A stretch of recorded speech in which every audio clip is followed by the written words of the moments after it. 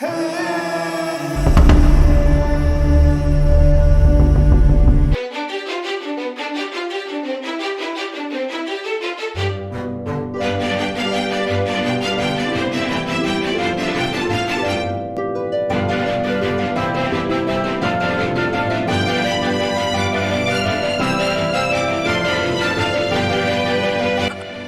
ranke daɗe, sani da zuwa kin fito? Sannu ka dai.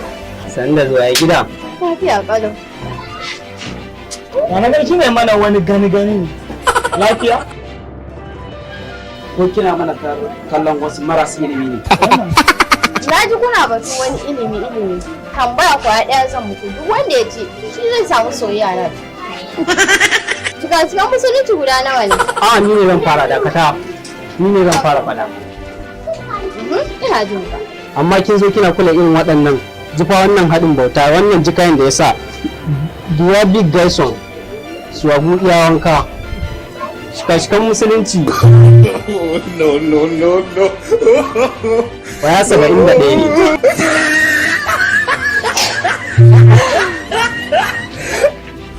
Ko zan iya jin naka? Ina jin sun kai 18. What the fuck? Tsakaninku wa zai jarraba? Ina jin sun kai 21. A lallai. Ta shika-shikan musulunci dai guda 5 ne. Su ne muka hau, muka yi sama, muka yi ƙasa, muka yi ƙololuwa akan musulunci. Ko zan iya ji? Na farko shine yadda da Allah. Na biyu shine yadda da Muhammadu Rasulullahi sallallahu alaihi wasallam. Na uku shine tsaye da sallah. Dakata ba sai ka karasar ba, na tabbatar lalle gidanku an cika ka da ilimin addini. Kai ne ka dace da mu yi soyayya har ta kai mu ga aure. Kai ne ka dace kuma da rayuwata. Ko kuma sai ku koma wajen malamanku ko kuma iyayenku a ɗaura muku don koya. In kun je gida na gaba, kwa san me za ku faɗa. Ko gases, a ruwa ƙara gaba. Mu muna ci.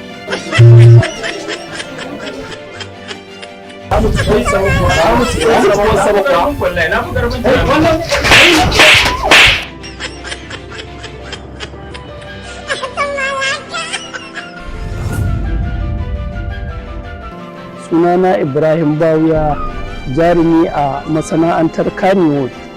Ina taka rawa a fim ɗinmu a duniya series film inda na hito ɗan Katsina a cikin sirrin ɓoye kuma Malam Sabo a macen siri Babu Makaho.